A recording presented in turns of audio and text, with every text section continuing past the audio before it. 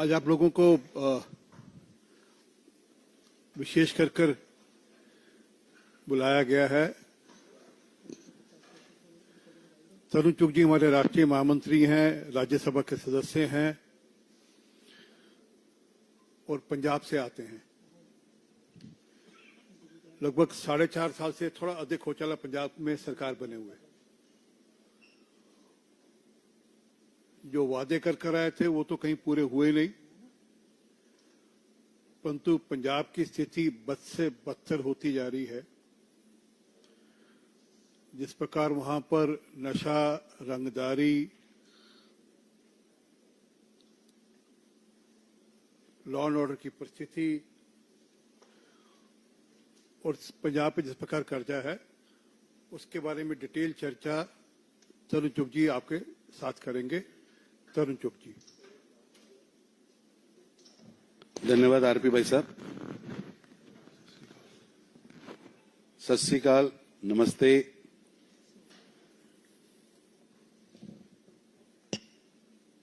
आज पंजाब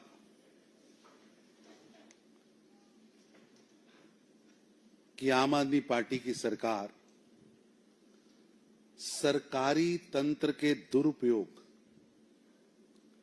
की एक सबसे बड़ी मिसाल बन चुकी है। किस तरह रक्षक भक्षक बनके पंजाब की अर्थव्यवस्था, पंजाब की शांति, पंजाब के एसेट्स को चाट रहे हैं।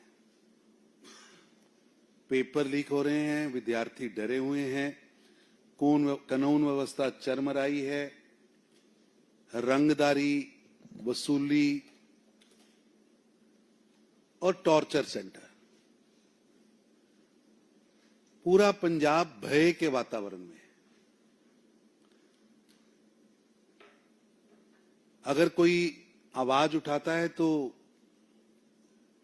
उसे मारा जाता है, पीटा जाता है, सार्वजनिक रूप से जातिगत टिप्पणियां की जाती हैं। सफाई कर्मचारी अगर सड़क पर शांति में महिलाएं आंदोलन करती हैं तो उनके साथ भद्दा व्यवहार होता है। मैं आपके साथ कुछ चीजें शेयर कर रहा हूं, लेकिन मैं जो भी बातें आपसे कर रहा हूं इसमें राष्ट्रीय अपराध रिकॉर्ड ब्यूरो का वेरवा, पंजाब हरियाणा हाई कोर्ट की टिप्पणियां, नेशनल ग्रीन ट्रिब्यूनल के आदेश, परिवर्तन निदेशालय के आदेश, राज्य और क्षेत्रीय अनुसूचित जाति आयोग का संज्ञान और स्वयं पंजाब सरकार के बोर्ड द्वारा जो मेरिट सूचियां आई हैं उसका मैं आपके सामने रिकॉर्ड रख रहा हूं। और किस तरह जनता की रक्षा के लिए बनी सरकार खुद माफिया के हाथ जो रक्षक थे वो भक्षक बने और पंजाब में माफिया चला रहा है सरकार।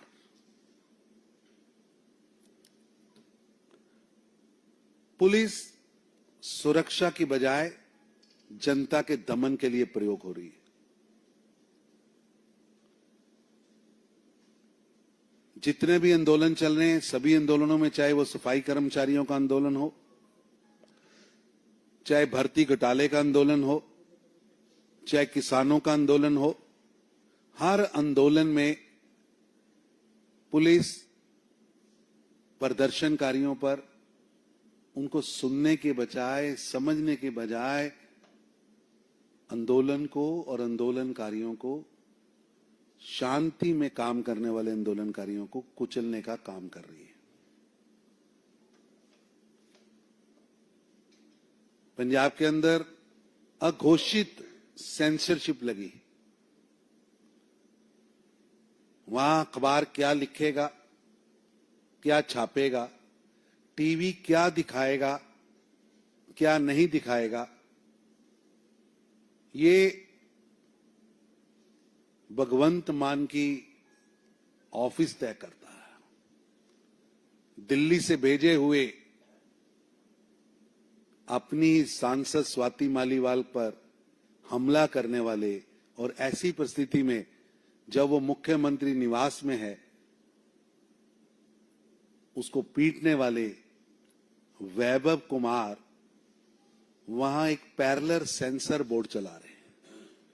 एक ऐसा सेंसर बोर्ड जो अखबारों को रोकता है और चेक करने के बहाने शर्तें मनवाता है।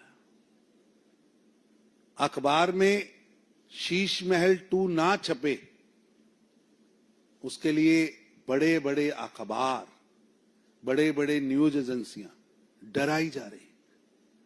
हालात ये है कि शहरों के अंदर, गांव में अगर छोटा यूट्यूब चैनल चला रहा है तो इलाके का एसएचओ बुलाकर क्या चलाए क्या दिखाए, ये निर्देश जारी किए जा रहे हैं। और अगर अखबार उनकी बात नहीं मानते तो उनको ऊपर बुलडोजर चलाए जाते हैं, जीएसटी की रेड कराई जाती है, और ऐसे कई मामले बड़े बड़े अखबारों के, समाचार पत्रों के आज न्यायालयों में लंबित हैं। मैं आपका ध्यान पंजाब के अंदर इस समय पंजाब के संसाधनों को लूटा जा रहा है, पंजाब के एसेट्स को लूटा जा रहा है। रावी नदी हो या पठानकोट का चक दरिया हो या अनंतपुर साहब और होशियारपुर रोपड़ का क्षेत्र हो, खुलेआम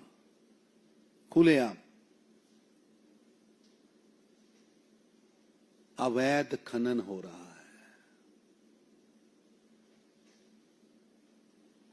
केजरीवाल साहब वहां गए थे। खनन से कैसे पैसा आएगा स्टेट गवर्नमेंट में, उन्होंने नई खनन योजना लेके आए। वो प्रॉमिस बैक योजना थी कि 20,000 करोड़ रुपया हर साल पंजाब के खजाने में आएगा, यानी 5 साल में 1 लाख करोड़ आएगा, और उसके कारण वो हर पंजाब के अंदर शिक्षा क्रांति और स्वास्थ्य क्रांति के लिए काम करेंगे। हालात ये हैं कि 20,000 करोड़ छोड़िए, 800-900 करोड़ रुपया भी पंजाब के खजाने में नहीं पहुंचा। और ये वही आम आदमी पार्टी है जो चुनाव से पहले इस वादे के साथ आई थी कि पंजाब के अंदर अवैध खनन को रोकेंगे। और भगवंत मान साहब के चुटकुले आपको याद होंगे चुनाव से पहले कि अवैध खनन का पैसा पंजाब की जब चन्नी की सरकार थी, कांग्रेस की सरकार थी, तो भगवंत मान कोठियों के नंबर देते कि वहां अटैची पहुंचते। आज 20,000 करोड़ में से 900 करोड़ रुपया खजाने में आया है, वो 19,200 करोड़ रुपया किसकी कोठी में पहुंच रहा है, ये आज पंजाब पूछता है भगवंत मान साहब। कि आज पंजाब का बच्चा बच्चा जानता है, पंजाब की जनता की चर्चा पे है कि हर ट्रक जो अवैध खनन हो रहा है उस पर 3500 रुपया मान टैक्स लिया जा रहा है। यानी पंजाब के खजाने में टैक्स का पैसा आने के बजाय भगवंत मान जी जिस माफिया को कंट्रोल कर रहे हैं, उस माफिया को पर ट्रक 3500 रुपया दिया जा रहा है। और इसके हालात ये हैं कि देश के बड़े बड़े अखबार इस विषय को उठा चुके, लेकिन लोकल प्रशासन पर जू नहीं रेंग रही, क्योंकि माफिया खुद आम आदमी पार्टी के कार्यालय से कंट्रोल हो रहा है। पंजाब हरियाणा उच्च न्यायालय ने स्वयं हस्तक्षेप किया, डिप्टी कमिश्नर से स्टेटस रिपोर्ट मांगी, लीगल सर्विस अथॉरिटी को निरीक्षण के लिए भेजा, और वहां स्पष्ट दिख रहा है कि कैसे पंजाब के अंदर खनन की चोरी के माध्यम से पंजाब का खजाना तो खाली है, लेकिन मान टैक्स के माध्यम से आम आदमी पार्टी का खजाना भरा जा रहा है। नेशनल ग्रीन ट्रिब्यूनल ने इतने बड़े दोहन के बाद 85 साइट्स पर माइनिंग प्रतिबंधित की है। गुरदासपुर व रावी नदी की डीसिटलिंग पर रोक लगाई है, लेकिन हालात ये हैं कि आज आप गुरदासपुर के किसी भी किनारे पे जाएंगे तो आपको, मैं तो यहां समाचार पत्रों से निवेदन करूंगा कि आप इंडिपेंडेंटली वहां जाके देखिए, रात के अंधेरे में और दिन के उजाले में दनादन दिन दहाड़े पंजाब के संसाधनों की लूट हो रही है। और कंडी का क्षेत्र गढ़शंकर अनंतपुर साहब, जिस पर हाई कोर्ट ने रोक लगा रखी, वहां मान टैक्स वसूल कर अवैध खनन कराया जा रहा है। और उस क्षेत्र में ऐसा होने पर लगातार एक्सीडेंट की घटनाएं हो रही। अभी माइनिंग के करने वालों पर अगर छापा मारा गया तो मौके पर 1,75,00,000 रुपया एक दिन का माइनिंग का कलेक्शन एक ही जगह से मिला। 91 लाख रुपया उसी व्यक्ति माफिया के अकाउंट में पड़ा था। ये पैसा किसका है? 85 साइट्स ग्रीन ट्रिब्यूनल ने बंद की है। एक साइट पर एक दिन की उगराही 1,75,00,000 रुपया कैश और 90 लाख रुपया बैंक में जमा हुई है। कितना बड़ा खनन हो रहा है, और वो खनन का पैसा खजाने के बजाय मान टैक्स के माध्यम से आम आदमी पार्टी तक पहुंच रहा। दिन दहाड़े जेसीबी की मशीनें चल रही, जहां खनन वहीं दूसरी ओर पंजाब के अंदर पेपर लीक की लगातार घटनाएं हो रही। और भगवंत मान साहब कह रहे हैं कहीं पेपर लीक नहीं हुआ। सच तो ये है कि इनकी पुलिस ने पेपर लीक माफिया को पकड़ा, उनको गिरफ्तार किया। जब गिरफ्तार किया तो ध्यान में आया कि ये माफिया कितना बड़ा है और इस माफिया के माध्यम से किस तरह पंजाब के अंदर भगवंत मान की सरकार बड़े बड़े अपराधियों को बचा रही है।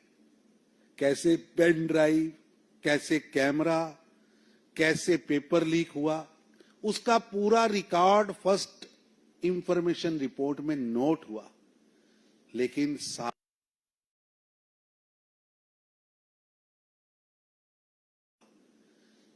सारे उस स्कैंडल को दबाने का प्रयास किया जा रहा है। जो लोग यहां दिल्ली में शिक्षा मंत्री का इस्तीफा मांग रहे थे, यहां सीबीआई इंक्वायरी हो रही थी, यहां अपराधी पकड़े गए थे, वहां अपराधी घूम रहे हैं, माफिया को संरक्षण देने वाले डॉन घूम रहे हैं। लेकिन सरकार एक ही काम कर रही है कि ये खबर कैसे छुप जाए। मैं आपके ध्यान में दिलाना चाहता हूं कि जो मेरिट की सूची आई है उसमें स्टूडेंट्स के नाम क्या हैं? State bank of India, student का नाम है स्माइल, स्टूडेंट का नाम है फोटो, स्टूडेंट का नाम है GIF। मैं एक रोल नंबर बता रहा हूं, 1251 स्टूडेंट का नाम है स्टेट बैंक ऑफ इंडिया। ये परीक्षा में बैठे भी थे और इनको 21.25 नंबर भी मिले हैं, स्टेट बैंक ऑफ इंडिया जिन्हें वहां परीक्षा दी है। और उनको 40 अंक भी मिले हैं दूसरी परीक्षा में। ये कोई चूक नहीं है, ये बोनाफाइड गलती नहीं, ये मेलाफाइड ही हो रहा है। और अक्टूबर 2025 में पंजाब के अंदर लगातार, मैं इसकी श्रृंखला भी बताऊंगा, लगातार वहां जब विद्यार्थियों से, जो आपके ध्यान में होगा कि पंजाब के अंदर 800 करोड़ रुपए का अनुसूचित जाति विद्यार्थियों को जो पोस्ट मैट्रिक स्कॉलरशिप का घोटाला हुआ है, अदालत लगातार उस पर प्रेशर बना रही। लेकिन SC बच्चों का पैसा खाने वालों को बचाने के लिए पूरी सरकार लगी। पूरी सरकार एक ही तरीके से कोशिश कर रही है कि न्यायालय को किसी तरह रोका जा सके। दूसरी तरफ पंजाब के एम्प्लॉय सड़कों पर हैं, जहां सफाई कर्मचारियों को मारा जा रहा है। बरनाला की घटना बिल्कुल वैसी है जैसे जनरल डायर ने जलियांवाला बाग में गोली चलाई थी, वैसी ही बरनाला में पंजाब की भगवंत मान की पुलिस महिलाओं को बालों से खींचकर, कपड़ों से खींचकर, और जिन आप सोशल मीडिया पर जाएंगे मैं उन शब्दों का प्रयोग नहीं कर सकता कि जिनको पीटा गया उन्होंने बताया कि उनके साथ किन शब्दों का प्रयोग किया गया। आज पंजाब के कर्मचारी सड़कों पर है। पंजाब रोडवेज, पनबस, पीआरटीसी धरने दे रही है। पीएसपीसीएल, पीएसटीसीएल आउटसोर्सिंग के कर्मचारी धरनों पर हैं। आशा वर्कर सड़कों पर है। आंगनबाड़ी वर्कर सड़कों पर है। मिड डे सड़कों पर है। मनरेगा कर्मचारी अपने पुराने पैसे की अदायगी के लिए धरने दे रहे हैं। नगर निगम के जल पूर्ति विभाग के सीवरेज के कर्मचारी धरने दे रहे हैं। सफाई कर्मचारी धरने दे रहे हैं। और स्थिति ऐसी है कि पूरा प्रशासन आज आंदोलन में है। और सबसे बड़ी बात कि वहां कर्मचारियों का करोड़ों रुपया डीए का बकाया है। और स्थिति ऐसी है कि वो डीए बकाया लेने के लिए, पेंशन का पैसा लेने के लिए कर्मचारियों को अदालत, अदालत से अदालत, हाजिरी पर हाजिरी उलझाया गया। और अब जाकर हाई कोर्ट ने, फिर सुप्रीम कोर्ट ने स्पष्ट कहा कि इनके पैसे इनको दो। स्पष्ट आदेश दिए कि आपके पास पोस्टरबाजी, न्यायालय कह रहा है आपके पास पोस्टरबाजी के लिए पैसे हैं, अपनी तस्वीर अखबार में छपवाने के लिए, पोस्टर पे चिपकाने के लिए पैसे हैं, लेकिन एक पेंशनर को पेंशन देने के लिए पैसे नहीं है। इतना सख्त आदेश बताता है कि सरकार की सोच कितनी जन विरोधी है। और पंजाब के अंदर लगातार दलितों पर अत्याचार हो रहा है। पंजाब भारत के अंदर सबसे ज्यादा दलित आबादी का क्षेत्र है। ये गुरुओं ने वहां पर, जब पूरे विश्व के अंदर काले गोरे का, जाति पाति का भेद था, ऐसे समय में हमारे गुरुओं ने पंजाब में मानस की जात एक को पहचान बो, जाति प्रथा के खिलाफ संगत व पंगत की बात की थी। इसलिए पंजाब के अंदर आज एससी आबादी सबसे ज्यादा है, लेकिन उस एससी आबादी के साथ सबसे ज्यादा अत्याचार हो रहे। गणतंत्रता दिवस का दिन हो, जलंधर, लुधियाना और पटियाला में 3 स्थानों पर डॉक्टर भीमराव अंबेडकर जी की प्रतिमाओं पर हथौड़े चलाए जाते हैं। फ्लोर के पास नंगल गांव में अंबेडकर प्रतिमा को तोड़ा जाता है। सितंबर 2023 में जलंधर में आम आदमी पार्टी के हल्का इंचार्ज के बेटे पर दलित युवक के अपहरण व बेरहमी से उसको पीटने का एफआईआर रजिस्टर्ड होती है। फरवरी 2025 में वाल्मीकि समाज और दलित पंचायत के सदस्यों को आम आदमी पार्टी के राष्ट्रीय संयोजक सड़कों पर मारते हैं। स्थितियां इतनी भयंकर बनी है कि जहां संविधान का, श्री अमृतसर में जहां संविधान का पोर्ट्रेट बना है, डॉक्टर भीमराव अंबेडकर जी की प्रतिमा बनी है, उसको दिन दिहाड़े हथौड़े से पीटा जा रहा है। पंजाब के अंदर जो पेपर लीक की ये पहली घटना नहीं है, 4 साल में ये 6वीं घटना है। 2023 में पीएससीबी की 12वीं का इंग्लिश बोर्ड का परीक्षा का प्रश्न पत्र लीक हुआ, परीक्षा रद्द करनी पड़ी। 2023 में पीएसटीईटी पेपर सेकंड गंभीर त्रुटियों के कारण रद्द करना पड़ा, पेपर लीक हुआ। 2024 में एग्रीकल्चर डेवलपमेंट ऑफिसर यानी एडीओ भर्ती परीक्षा में पेपर लीक हुआ, धांधली के आरोप लगे, लेकिन आम आदमी पार्टी ने उसको दबाने का प्रयास किया।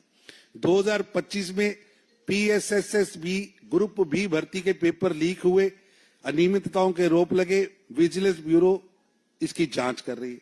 2026 में एक्साइज एंड टैक्सेशन इंस्पेक्टर भर्ती परीक्षा में प्रश्न पत्र का पैकेट पहले ही खुला मिला, मेरिट सूची में विवाद चल रहा है। और अभी ये 2026 का फार्मेसी अफसर का जो पेपर लीक हुआ है वो आप सबके सामने है। मैं आपके साथ लॉ एंड ऑर्डर की बात करना चाहूंगा। आज कानून व्यवस्था का हालात ये हैं कि अगर, मैंने पहले भी कहा था, मैं कोई भी बात बिना तथ्य के नहीं करूंगा। अगर राष्ट्रीय अपराध रिकॉर्ड ब्यूरो का क्राइम इन इंडिया 2024 का मैं रिकॉर्ड की चर्चा करूं, वैसे 24 से 26 आज उससे भी बदतर हालात है, लेकिन 24 का रिकॉर्ड कहता है, जो अभी पिछले 4 महीने पहले जारी हुआ है, कि नशीली तस्करी के लिए मादक पदार्थ रखने के लिए 6060 प्रकरण पंजाब में रजिस्टर्ड हुए हैं, जो कि भारत के किसी एक प्रांत में सबसे ज्यादा रजिस्टर्ड हुए। हालात ये हैं कि नशे की अति मात्रा से 2023 में 89 नौजवान मरे हैं और 2024 में 1061 बच्चे, और ये 25 और 26 का गणना करेंगे तो ये कई गुना हो गया है। आज आप पंजाब के किसी गांव में जाइए, किसी गली में जाइए, नशे की ओवरडोज से मरने वालों की संख्या, हर चौथा छठवां घर ऐसा मिलेगा जहां नशे की ओवरडोज से इंजेक्शन लगाते हुए नौजवानों की मृत्यु हुई है।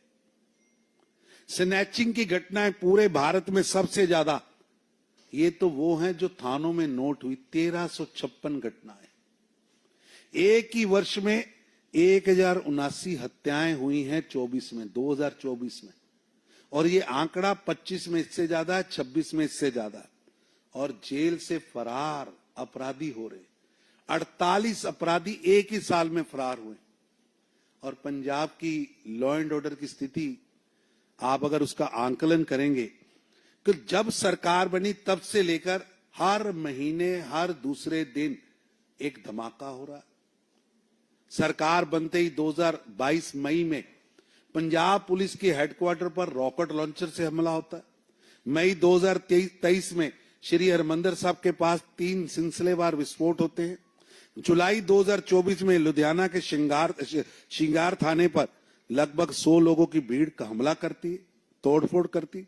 दिसंबर 2024 को लगातार पुलिस स्टेशन पर हमले हो रहे हैं, और 22 पुलिस स्टेशन पंजाब के ऐसे हैं जहां पर ग्रेनेड फेंके गए, मंदिर पर ग्रेनेड फेंके गए, बीजेपी हेडक्वार्टर पर ग्रेनेड फेंके गए, गुरुद्वारे में गोली चलती।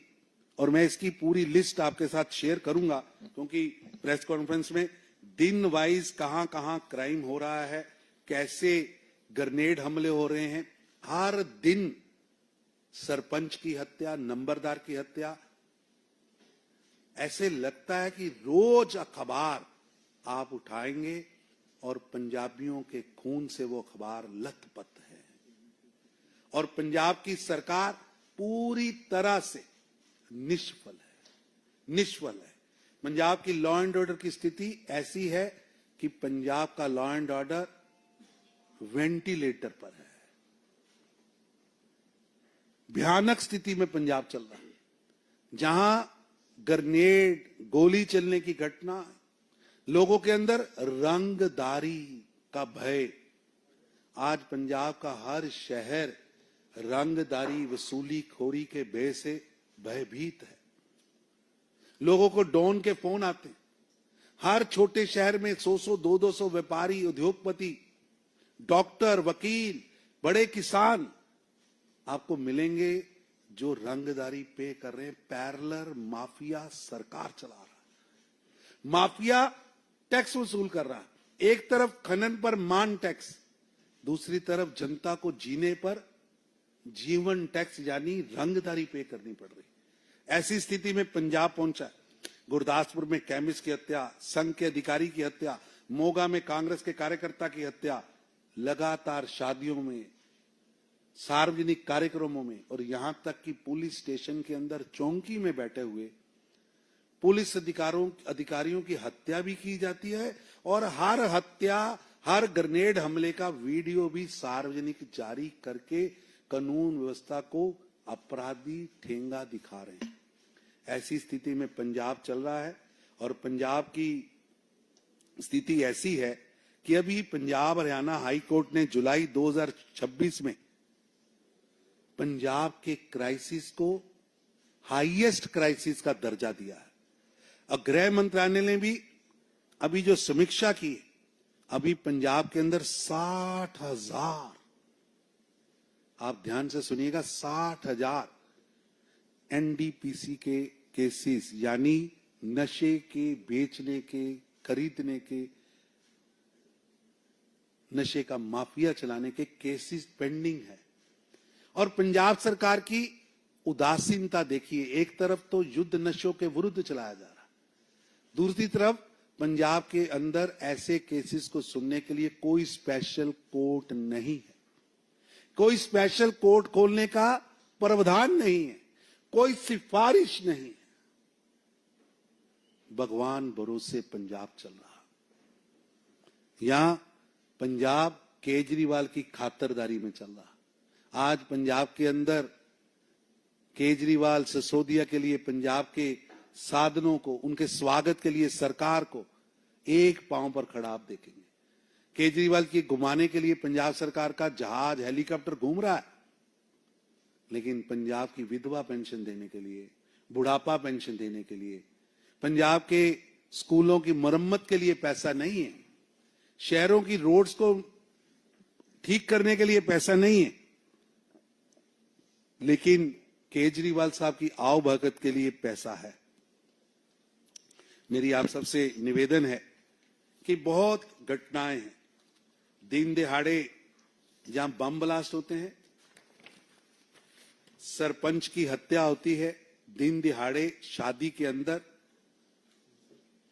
अमृतसर के अंदर, तरन तारण में आप घटनाओं का सिलसिला देखिए। लगातार सार्वजनिक हत्याएं की जा रही हैं, नशे की ओवरडोज से लोग सड़कों पर गिरे हुए हैं, drug overdues claims youth life. ये देखिए नशे की ये तस्वीरें अखबारों की सुर्खियां हैं। नशे की ओवरडोज के कारण नौजवान की मृत्यु 14 जनवरी का खबर है, ये 18 जनवरी का। हर रोज ये खबरें बता रही हैं कि पंजाब के अंदर ये दिन दिहाड़े हत्याएं। जो अखबार इसको छापता है उसके बाद उस अखबार को रोक दिया जाता है। केमिस्ट शॉट डेड दिन के उजाले में। मामूली छोटी सी बात पर अगर आपने रंगदारी नहीं दी उसको मारा जा रहा है। 26 साल के नौजवान का कत्ल। ये वो तस्वीरें हैं, महिलाओं की गोली मारकर हत्या।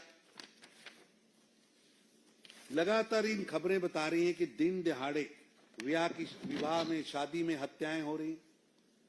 और पूरी की पूरी सरकार, मैंने आपके सामने कैसे रक्षक भक्षक बनके पंजाब के संसाधनों को लूट रहे हैं, उस पर ग्रीन ट्रिब्यूनल के, हाई कोर्ट के जो डायरेक्शंस हैं, मैंने उसकी चर्चा की है। मैंने ड्रग की चर्चा की है, किस तरह ड्रग आ रही है, किस तरह बिक रही है, कैसे ड्रग से नौजवान मर रहे हैं। लेकिन पंजाब की सरकार युद्ध नशे के विरुद्ध के नाम का झूठा नाटक कर रही है, केवल सुर्खियां बखोर रही। मैंने आगे भी कहा था, आज भी भारतीय जनता पार्टी की ओर से मैं मुख्यमंत्री से कहूंगा कि आइए सबसे पहले हम नेता टेस्ट कराएं। अगर नेता खुद नशे में लिप्त है तो डोप टेस्ट नेता का होना चाहिए, वो जाकर दुनिया को कह सकता है कि नशा छोड़ो। तो मुख्यमंत्री जी शुरुआत करें डोप टेस्ट करवाने की। मैं अपने आप को ऑफर करता हूं, मैं पहला टेस्ट कराने के लिए तैयार हूं। वो पहला कराए, मैं दूसरा कराने को तैयार हूं। वो मैं पहला कराता हूं, वो दूसरा कराए। तब जनता के बीच में जाकर आप युद्ध नशे के विरुद्ध करेंगे। जब सत्ता के सबसे ऊपर पायदान पर बैठे हुए व्यक्ति नशे में चूर हैं, तो आप जनता को युद्ध नशे के विरुद्ध नैतिक आधार ही नहीं बनता। और मेरा निवेदन है, पॉलिटिकल लोग डोप टेस्ट कराएं, सभी पार्टियों के नेता डोप टेस्ट कराएं, पुलिस के सभी अधिकारी डोप टेस्ट कराएं, और पंजाब के अंदर सभी लोगों को मिलकर, सामाजिक धार्मिक संगठनों को मिलकर सामूहिक रूप से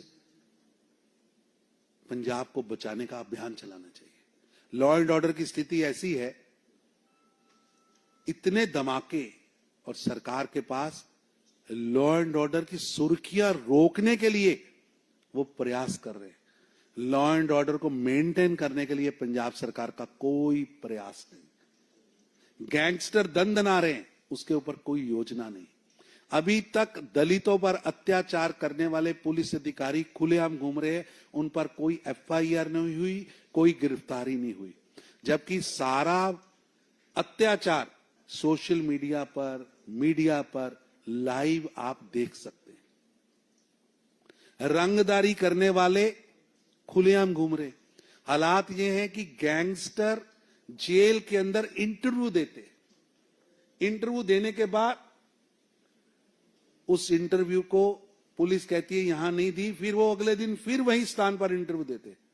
पंजाब की जेलें माफिया का अघोषित कार्यालय बन चुका है और अब तो पंजाब की जेलें माफिया के स्टूडियो बन गए हैं। ऐसी स्थिति में मेरा पंजाब है, मेरा आपसे निवेदन है कि पंजाब की इस दर्दनाक दास्तां को आप अपनी कलम से उठाइए ताकि पंजाब की गूंगी, बहरी, अत्याचारी, निर्ममता से पंजाब की आवाज को दबाने वाली भगवंत मान की सरकार के सिर पर जूरेंगे। उनके गूंगे बहरे कान जो हैं वो आपकी आवाज से खुलें। माना उनके पास अभी कुल 4-6 महीने का ही समय बचा, लेकिन 4.5 साल में आम आदमी पार्टी ने पंजाब को एक बड़ी खाई में फेंक दिया है। आज पंजाब के ऊपर 4.25 लाख करोड़ रुपए का कर्जा होने जा रहा है।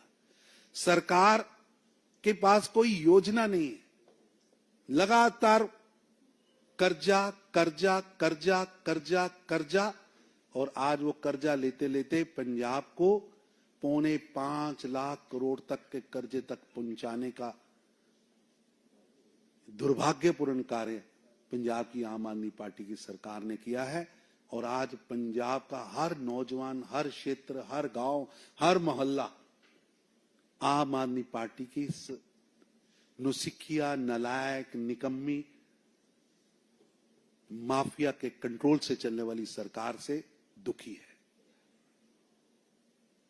आप में से किसी के मन में जो मैंने प्रश्न उठाए हैं, इन पर कोई प्रश्न हो तो मैं लेने को तैयार हूं।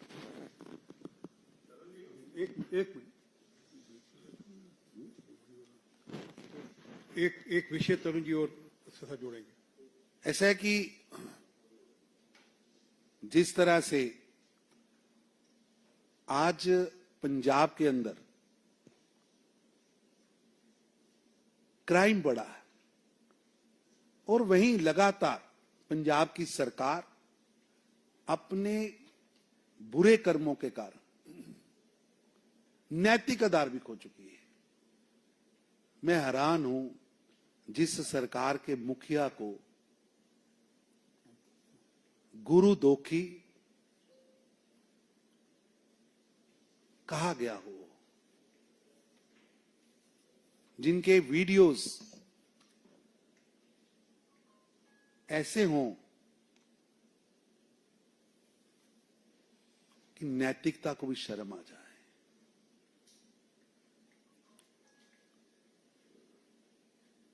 आज तक की हिस्ट्री में पंजाब के अंदर किसी भी लोकतांत्रिक सरकार के मुखिया को ऐसे शब्दों से अकाल तख्त से फटकार नहीं मिली जो भगवंत मान को मिली है। लेकिन मैं हैरान हूं, वो पूजनीय स्थान उसको भी भगवंत मान की सरकार लगातार चुनौती दे रही है। इसमें सिर्फ इतनी बात जोड़ने की, अभी कुलतार सिंह संधवा ने भी कल असेंबली के अंदर भी सिखों की दाढ़ी का भी उपहास बढ़ाया। कहीं से शुरू करें?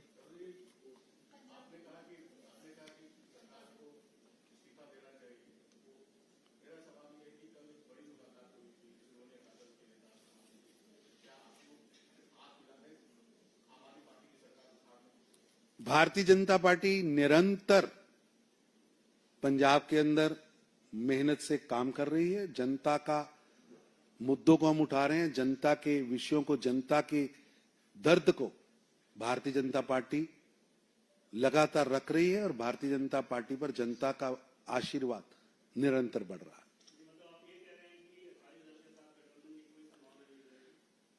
भारतीय जनता पार्टी पंजाब में लगातार 117 सीटों पर काम कर रही है। हमने संगठन का दायरा भी बढ़ाया है और क्षेत्र भी बढ़ाया है। और कोई?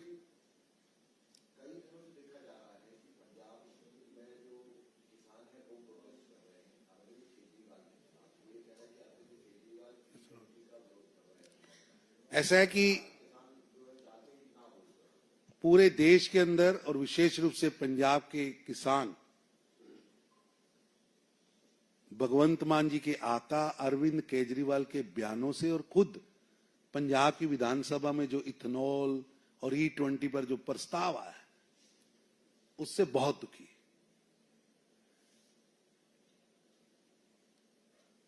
अरविंद केजरीवाल हो या कोई भी हो, E20 से भारत ईंधन के क्षेत्र में आत्मनिर्भर हो रहा है, भारत के किसानों की जेब में पैसा जा रहा है, भारत का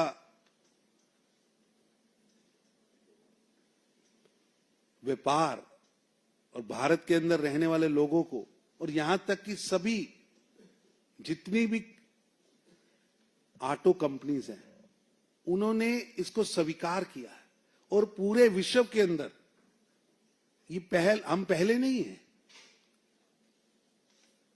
ब्राजील कई देश इसमें पहले से लगे और इसका ईंधन भी ठीक है और उससे किसी भी मशीनरी पर कोई असर नहीं हो रहा है। लेकिन जिन लोगों को किसानों की आमदन पर नागिन डांस करना है, जिनको देश की तरक्की पर नागिन डांस करना है, हम उसे रोक नहीं सकते।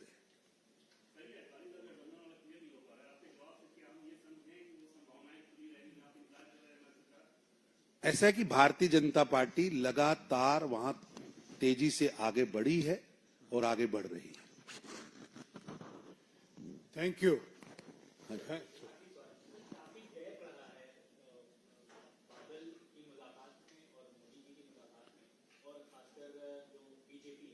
ऐसा है कि प्रधानमंत्री नरेंद्र मोदी जी के दरवाजे देश के 140 करोड़ नागरिकों के लिए खुले हैं।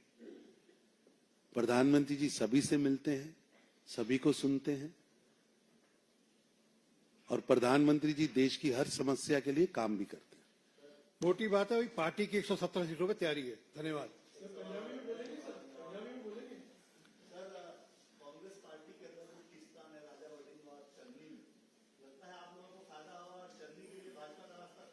ऐसा है कि मेरा आपसे निवेदन है, कांग्रेस के अंदर सिर फुटेल है, ये आज छुपी हुई बात नहीं। कांग्रेस के अंदर मार काट की लड़ाई चल रही है, ये भी छुपी हुई बात नहीं। लेकिन मेरा प्रश्न यहां ये है, अगर आपने ये प्रश्न पूछा है तो चरणजीत सिंह चन्नी ने जो आरोप कांग्रेस हाईकमान के सामने रखा है, उसने कहा कि पंजाब के अंदर पंजाब की कांग्रेस पार्टी एससी भाईचारे के नेताओं और एससी भाईचारे के कांग्रेस के कार्यकर्ताओं के साथ जाति के आधार पर भेदभाव कर रही है। उन्हें जाति देखकर पीछे फेंका जा रहा है। पर मैं हैरान हूं कि कांग्रेस पार्टी के एक भी नेता ने ना तो डिनाय किया है और ना ही कार्रवाई की है। एक पूर्व मुख्यमंत्री अपनी ही पार्टी के अंदर अपनी ही पार्टी के एससी नेताओं पर कांग्रेस के नेताओं द्वारा भेदभाव करने का आरोप लगा रहा है। अगर कांग्रेस पार्टी के मन में हल्की सी भी नैतिकता होती तो ऐसे नेताओं पर कार्रवाई होनी चाहिए थी जो एससी होने के आधार पर किसी पर भेदभाव कर रहे हैं।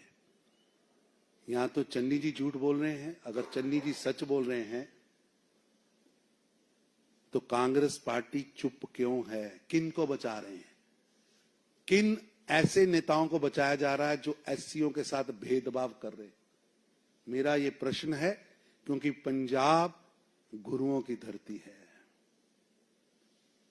ये वो धरती है जिसने संगत और पंगत की बात कही थी।